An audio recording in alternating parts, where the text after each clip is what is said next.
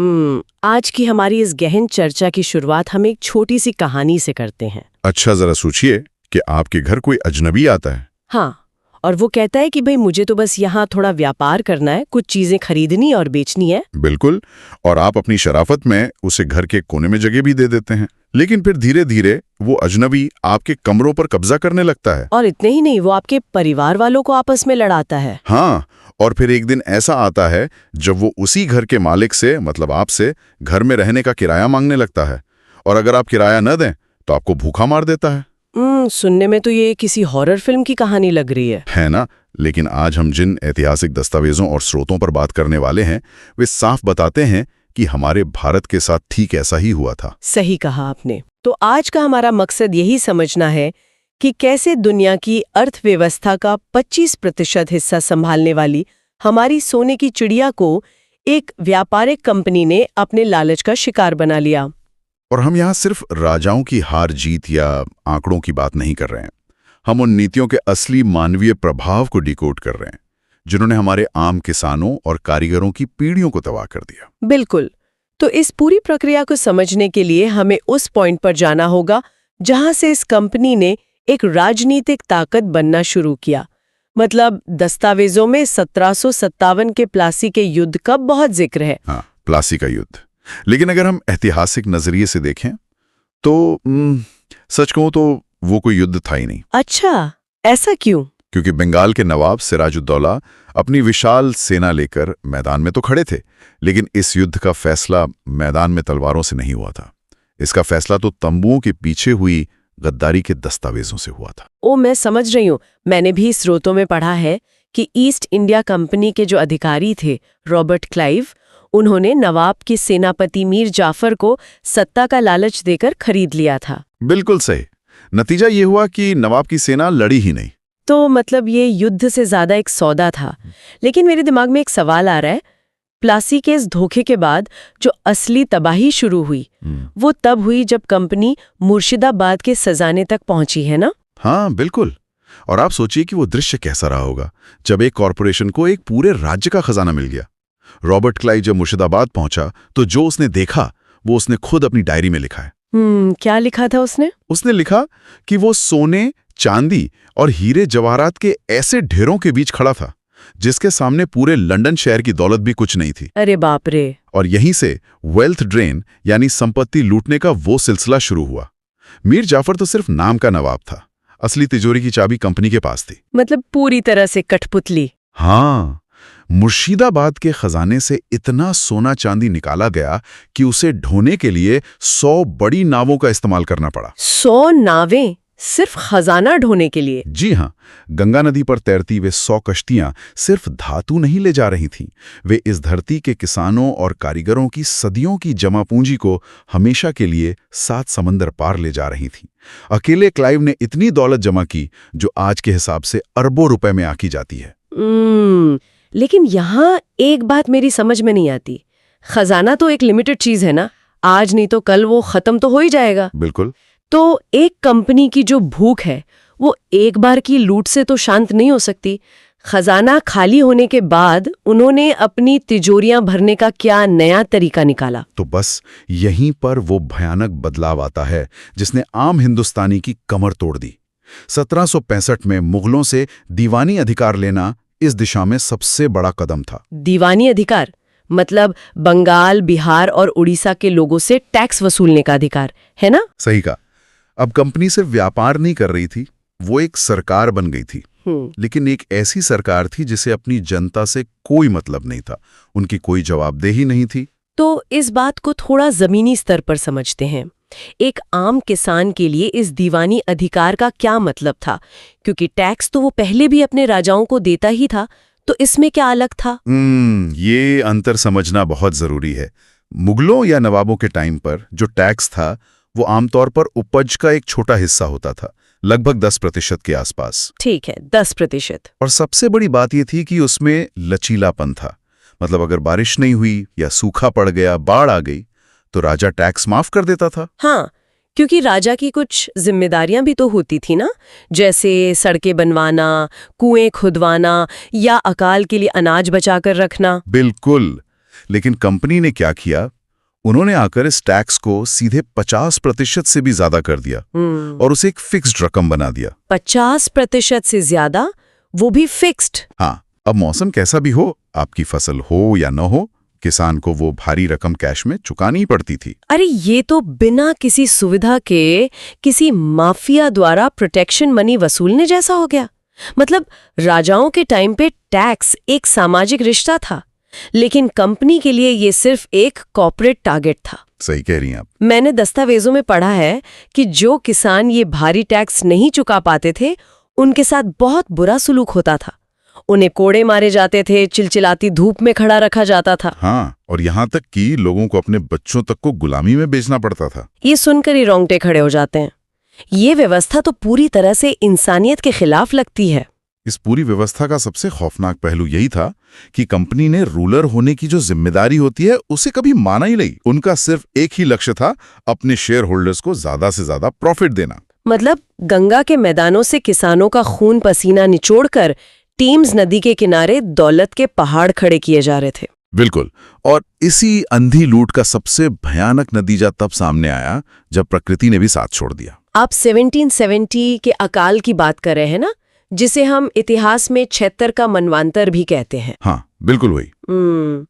मैंने हमेशा यही सोचा था कि अकाल तो एक प्राकृतिक आपदा है, बारिश नहीं हुई तो फसलें सूख गईं। लेकिन स्रोतों को पढ़कर ऐसा लगता है कि ये सिर्फ मौसम की मार नहीं थी। नहीं, बिल्कुल नहीं।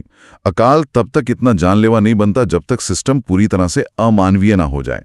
1769 में बारिश नहीं हुई, ये सच है, लेकिन अगले साल जो करोड़ों मौतें हुईं वो पूरी तरह से एक इंसान का बनाया हुआ नरसंहार था। आप ऐसा क्यों कह रहे हैं? क्योंकि जिस वक्त खेतों में दरारें पड़ रही थीं और लोगों के पास खाने को कुछ नहीं था, उस वक्त भी ईस्ट इंडिया कंपनी के गोदाम अनाज से भरे हुए थे। तो क्या उन्होंने वो अनाज भूखी जनता को राहत के तौर पर नहीं बांटा? मतलब किसी भी नॉर्मल सरकार का पहला काम तो यही होता है। जी नहीं, उन्होंने अनाज राहत के लिए नहीं दिया, बल्कि उन्होंने इस आपदा को एक बिजनेस के मौके में बदल दिया। वो कैसे? कंपनी ने अनाज की जमाखोरी की और जब बाजार में भुखमरी फैल गई तो उसी अनाज को बहुत ही ज्यादा महंगे दामों पर बेचना शुरू कर दिया। चावल इतना महंगा कर दिया गया कि आम इंसान उसे खरीद ही ना सके। ये तो इंसानियत की सारी हदें पार करने वाली बात है। स्रोतों में एक जानकारी ने मुझे बहुत परेशान किया। कौन सी जानकारी? ये कि जब लोग भूखे मर रहे थे तब कंपनी का नियम था कि किसान पहले अपना टैक्स चुकाएगा और अगर कुछ बच गया तो ही अपना पेट भरेगा। हाँ, ये बहुत ही क्रूर नियम था। जरा सोचिए, किसान के घर में लाशें पड़ी हैं और अंग्रेज सिपाही अगले साल की बुआई के लिए रखा गया बीज का मटका भी छीन कर ले जा रहे हैं। इतिहासकार विलियम हंटर ने इस स्थिति का बहुत ही दर्दनाक वर्णन किया है। जी, हंटर के दस्तावेज बताते हैं कि हालात इतने खराब हो गए थे कि लोग जिंदा रहने के लिए घास, पेड़ों की छाल खाने लगे थे और अंत में लोग मरे हुए इंसानों का मांस तक खाने को मजबूर हो गए थे। अरे बाप रे! नदियां लाशों से भर गई थीं, शमशानों में जलाने के लिए लकड़ी कम पड़ गई थी। इस पूरे अकाल में बंगाल की 1/3 आबादी खत्म हो गई। करीब 1 करोड़ लोग मारे गए। 1 करोड़ लोग! और यहाँ कंपनी का सबसे बड़ा धोखा सामने आता है। जब इतने लोग मर गए तो जाहिर सी बात है कि खेती करने वाले हाथ कम हो गए होंगे, तो कंपनी का टैक्स कलेक्शन भी तो गिर जाना चाहिए था ना? यही तो इस कहानी का सबसे खौफनाक हिस्सा है। टैक्स कलेक्शन कम नहीं हुआ। लेकिन उन्होंने इस नुकसान की भरपाई कैसे की? मरे हुए लोग तो टैक्स दे नहीं सकते। तो कलकत्ता में बैठे कंपनी के अधिकारियों ने यह अजीब सा तर्क दिया कि जो लोग मर गए हैं उनकी जमीन का टैक्स अब जो लोग जिंदा बच गए हैं उन्हें देना होगा। क्या? ये तो सरासर अन्याय है। बिल्कुल। उन्होंने राहत देने के बजाय जो गिने चुने लोग बच गए थे उन पे टैक्स 10% और बढ़ा दिया। मतलब एक कॉर्पोरेट कंपनी के लिए इंसानी जान की कोई कीमत नहीं थी। मौतें उनके लिए बस बही खाते का एक नुकसान थी जिसे बैलेंस करना था। हाँ, उन्हें बस अपना प्रॉफिट देखना था। और जो किसान किसी तरह बच भी गए उन्हें भी चैन से जीने नहीं दिया गया। मैंने पढ़ा है कि उन्हें गेहूं और धान उगाने से रोका गया। बिल्कुल, उन्हें मजबूर किया गया कि वो नील और अफीम उगाएं, क्योंकि चीन और यूरोप के बाजारों में इनकी बहुत मांग थी। मतलब किसानों के खेतों में जबरदस्ती जहर बोया गया ताकि कंपनी का मुनाफा बढ़ सके।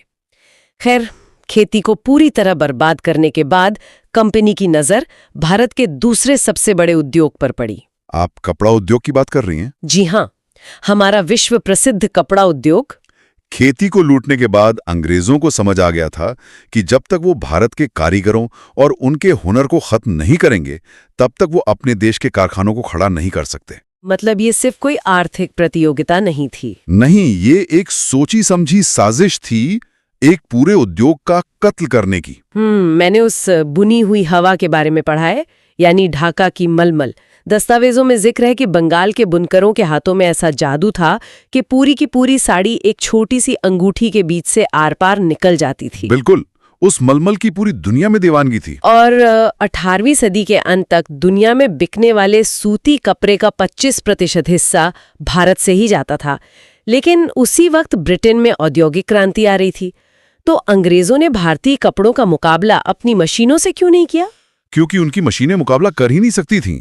ब्रिटेन की नई मशीनों से जो मोटा और खुरदुरा कपड़ा बनता था, वो भारतीय कारीगरों की बेहतरीन रेशम और सूत के सामने बाजार में टिक ही नहीं पाता था। अच्छा, तो क्वालिटी में हम बहुत आगे थे। हाँ, यूरोप के अमीर लोग सिर्फ भारतीय कपड़ा ही पहनना चाहते थे। तो जब अंग्रेज अपनी तकनीक से नहीं जीत पाए, तो उन्होंने कानून का सहारा लिया और मुक्त व्यापार यानी फ्री ट्रेड का एक बहुत बड़ा पाखंड रचा। मुक्त व्यापार का पाखंड, इसे अगर हम एक उदाहरण से समझें तो ये कुछ ऐसा है कि एक रेफरी खुद एक टीम का मालिक है। सही कहा। और जब वो रेफरी देखता है कि उसकी टीम अपने काबिलियत से जीत नहीं पा रही है, तो वो बीच खेल में नियम ही बदल देता है। ये तुलना एकदम सटीक है। कंपनी ने नियम बनाया कि जो कपड़ा भारत से ब्रिटेन जाएगा, उस पर 80% तक का भारी टैक्स लगाया जाएगा। 80%? बाप रे। हाँ, इससे लंदन के बाजारों में भारतीय कपड़ा इतना महंगा हो गया कि आम लोग उसे खरीद ही ना सकें। लेकिन दूसरी तरफ जो कपड़ा ब्रिटेन की मशीनों से बनकर भारत आता था, उस पर 0% टैक्स लगा दिया गया।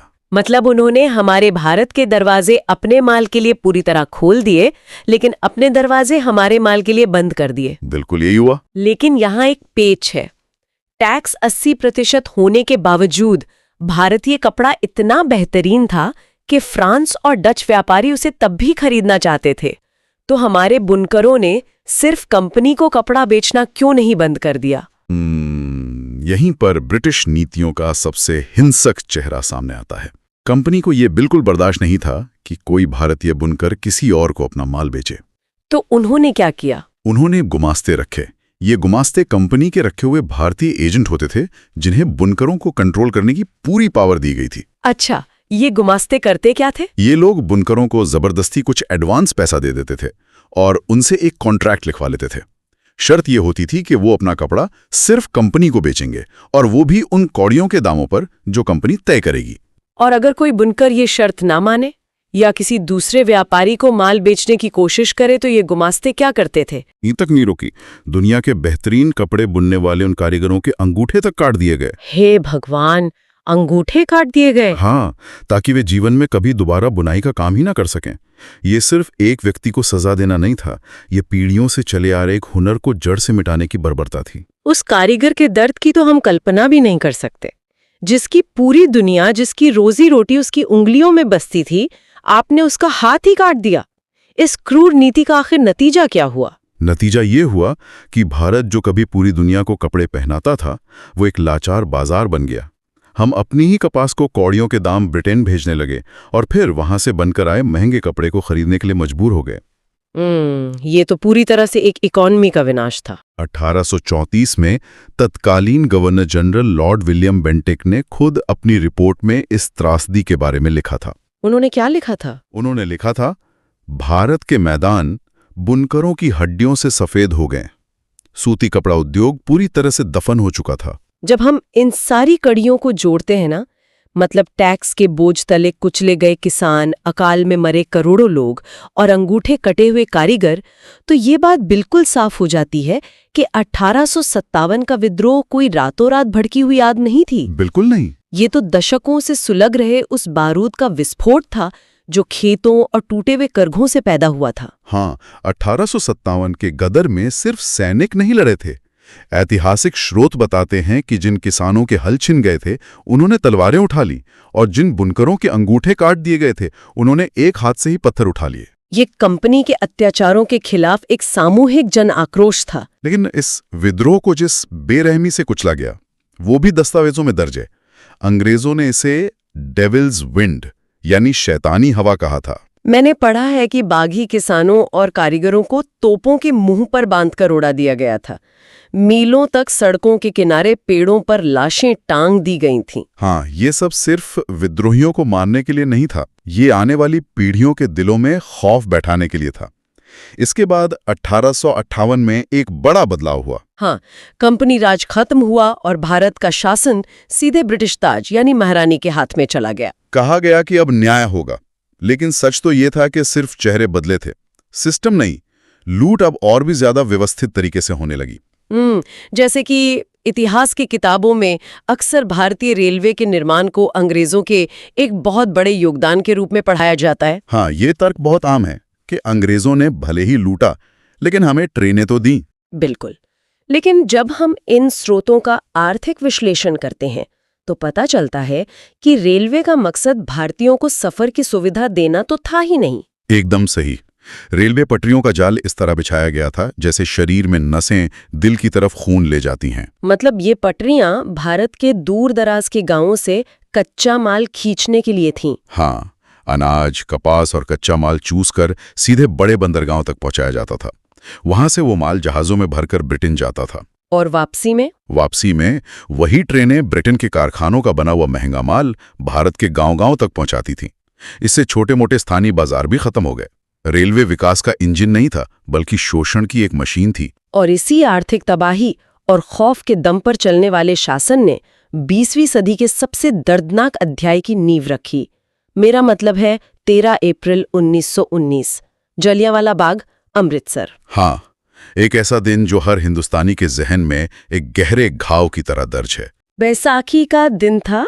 दस्तावेजों और जांच रिपोर्टों में साफ लिखा है कि जलियांवाला बाग में हजारों लोग, जिनमें महिलाएं, बच्चे और बुजुर्ग भी शामिल थे, शांति से इकट्ठा हुए थे। वे पूरी तरह निहत्थे थे। तभी जनरल डायर वहां पहुंचता है।